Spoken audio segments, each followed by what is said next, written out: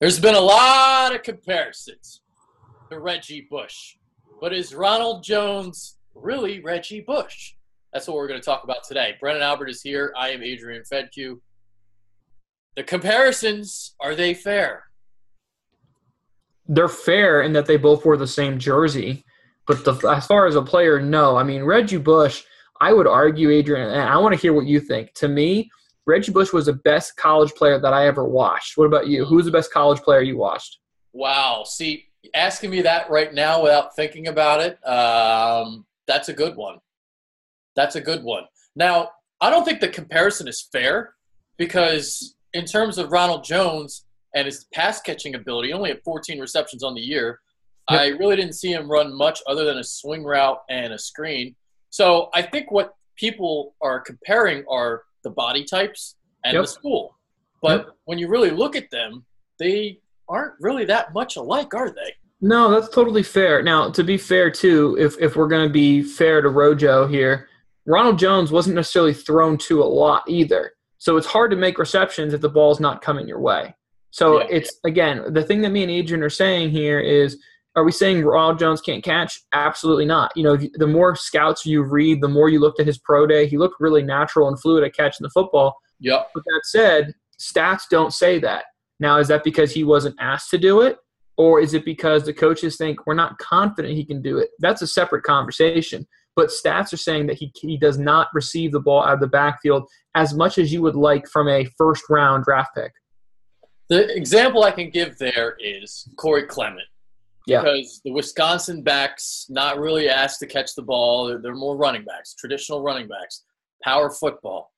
Corey Clement, as the season went along this year, got more and more touches coming out of the backfield, where we saw him catch 4 passes for 100 yards in the Super Bowl. So just because he doesn't show it on tape doesn't mean he can't do it. So that's basically what we're trying to say. 100% right. And honestly, guys, as someone who lives on the West Coast, I end up watching a lot of USC games just because it's, ideal time for me. I thought T. Martin was an awful offensive coordinator. I mean, everything looked just so simple. It didn't really look anything that he was doing any favors for a guy who's a quarterback who's probably going to go in the top 2 picks and a running back who's going to go, my guess is in the top 40. If you have 2 playmakers like that, you got to do more. Now, in fairness, and we'll talk about this on Ronald Jones' film here today, that offensive line was terrible. Yeah. And we're going to see an example of that too when we get to Darius Geis. All right, so the first thing that you notice that pops out to me when I watch Ronald Jones is his game speed. And what I mean by that is when he cuts, he doesn't lose that speed. He's always moving fast at all times. Absolutely right, Adrian. His ability to accelerate quickly is very noticeable. And by the way, he's playing an NFL-level defense here. This defense he's playing in Ohio State's probably going to have 8 guys in the NFL at some point in time. So his ability here to get through the hole here, freeze on a dime, try to cut back inside is incredible. This is what you're looking for when you're looking for that next-level speed as a running back. Yeah, look at him make this cut here. So presses the hole, and then bam, there he goes. And you make the comparison I saw on your notes to Jamal Charles, and I see it. I can see that in him. Yeah, I mean, Jamal Charles is certainly a fair one that you hear a lot. I think D'Angelo Williams is another one I see a lot of his game in, and how D'Angelo Williams was a lighter back. Ronald Jones is around that 200 frame. Jamal Charles was a little more than that. D'Angelo Williams was lighter too. I think D'Angelo Williams and Ronald Jones are very similar. And what's their similarity? Speed and acceleration. Yeah. So we see the one cut running here, and the next thing we're going to look at, outside zone ability, and pretty much the same thing here in terms of his speed. Big time. If you're an outside zone running team here, Ronald Jones is going to be very, very high on your board. If you're a team who's more of a pro-style running attack, you might not love him as much. Awesome job here getting outside, getting the width, and then boom, let's get vertical right away. This was an awesome job there of blocking, no doubt about it, but does an awesome job of pressing the hole and getting vertical, and you can see his speed, man. I mean, he was a guy who was on USC's track team, and that says something because USC's track team is damn good too. Yeah, and a team that runs a lot of outside zone, the Philadelphia Eagles. 32, man. It would make a ton of sense there. You bring Ronald Jones in, shoot, that offense just gets more and more filthy. There you go. All right, next clip we're going to look at more speed. Look at him just outrun this angle of the defensive back. Look at 17. He's trying to catch up. He's got no shot. He's like 3 yards behind. He destroys your basic angles you would take because of his vertical speed, man. Yes, if you look online and you quickly Google search his 40-yard dash time, you're going to see, 4.65 at the combine. What the hell? He pulled a hamstring.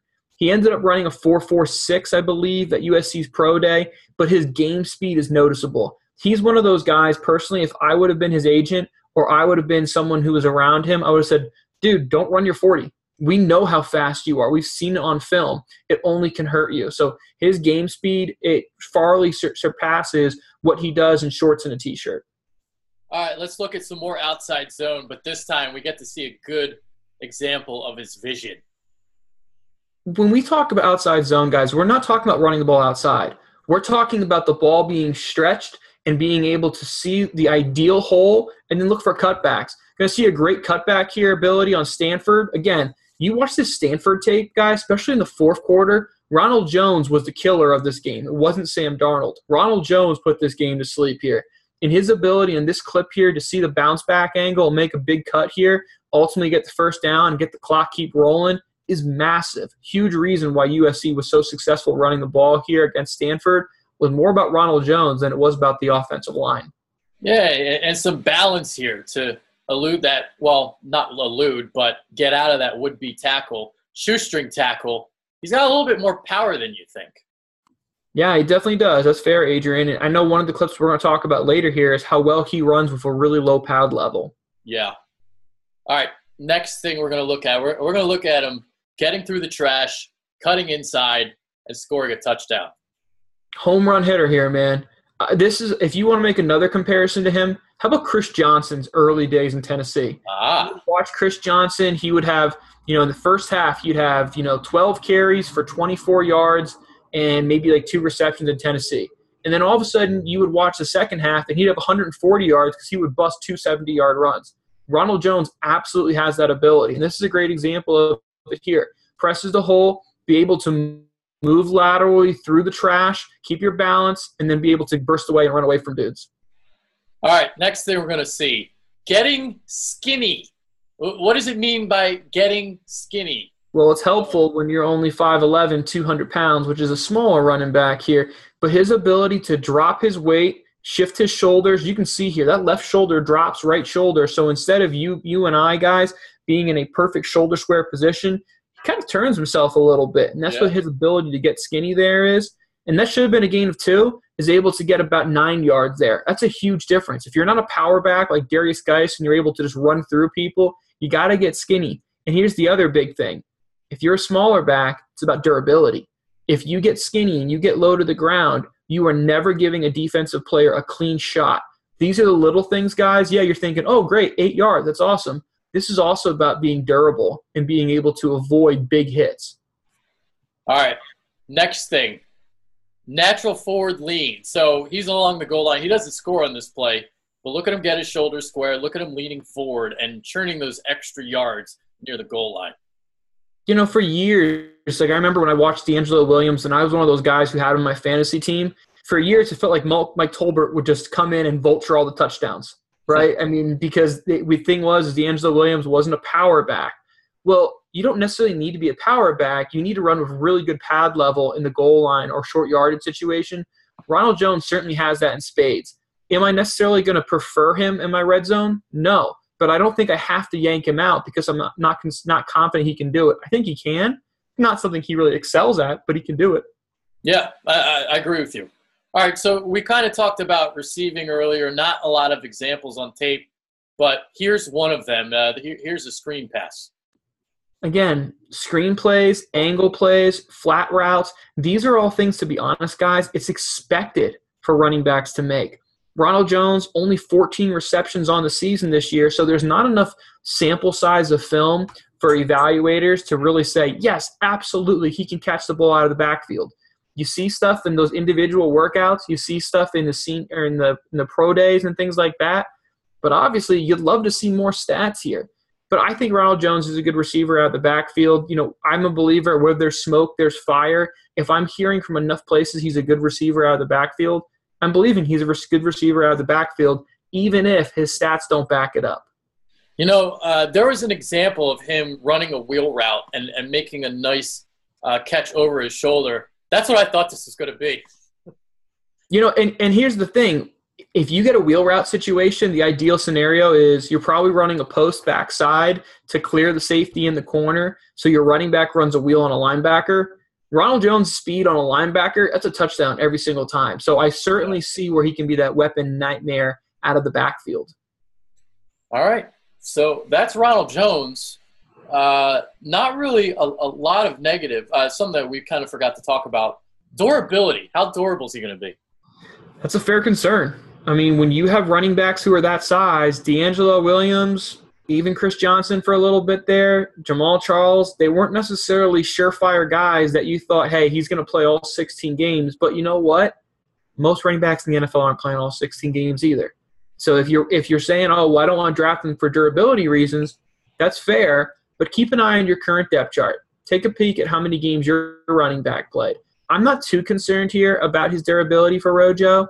I think he's a guy who probably goes 20 to 40. And you know what? Let's say, for example, the Giants stay at 2 and they ended up taking Allen or Rosen or quarterback. I think he's a no-doubt type of guy that could be drafted at the top of the second there. Or 32 for the Philadelphia Eagles. He makes a ton of sense. If there's like 10 guys you want to list, he's on that top 10 list in terms of who the Eagles are going to draft. It's like him, Geis. I think, well, you're not going to get the Boise State linebacker, Leighton Vander Esch, but he'd be on that list too if he falls. So there's like 10 guys that you can like kind of put down right away that make perfect sense, and he's definitely on that list. I see a scenario. Let's say, for example, as both Adrian and I think, linebacker is obviously a big need. So let's say Vander Esch is gone, which me and Adrian both think he's not going to be there at 32. Yeah. Let's say, for example, McGlinchey or Connor Williams or one of the offensive line. I'm a huge fan of the guards. Do I think it's a massive need for the Eagles? No. But I think there's 3 potential all-pro level guards. So if one of those 3 guards is there at 32, I would tell the Eagles to pick them, even if you don't think it's a huge need. Take the best player available. If those guys are gone, take Ronald Jones, man. Load up that offense. You got an aggressive staff. You got an aggressive offense. Bring in Ronald Jones, man, because he's going to bring a different level of ability to that offense than you currently have. Are you saying that Will Hernandez might be there at 32? I think it's possible. I think it's possible that Will Hernandez is there at 32. And I say that, Adrian, because I don't think the guard position is as valued as it should be, which is sad to me. But honestly, I think Isaiah Wynn, I think Will Hernandez, and obviously Nelson, I think all 3 of those guards are potential all-pro level talent. I definitely agree with you with those 3 names. I'm big on all 3 of them. And I don't even know who the top 3 are. Well, we know Nelson's number 1. But between Wynn and Hernandez, I would probably have Wynn ahead of them. Yeah. And I say that because it's 1A, 1B. Hernandez looked freaking nasty at the Senior Bowl, but you know what? Isaiah Wynn played in the SEC, and he played tackle too. So I'm going to give him the nod there. But I don't think there's a big drop-off between Isaiah Wynn and Hernandez. Yeah, and the thing about Hernandez, man, his movement skills for a guy that size, that's what's so impressive. And you know what?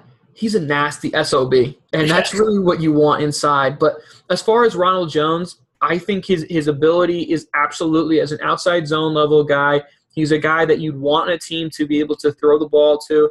Touches a game, probably a 15 to 20 type touch a game guy. And if you have a power back, cough, cough, Jay Ajayi, you're good. Any concerns you might have for Ronald Jones, you can just say, okay, we have our guy who can make up for his weaknesses. I think he would be a no-brainer pick at 32 if some other situations worked out for Philadelphia. Yeah, I can definitely see that for sure. All right, that's Brendan Albert. I'm Adrian Fedke. Take care, guys. Appreciate it, guys.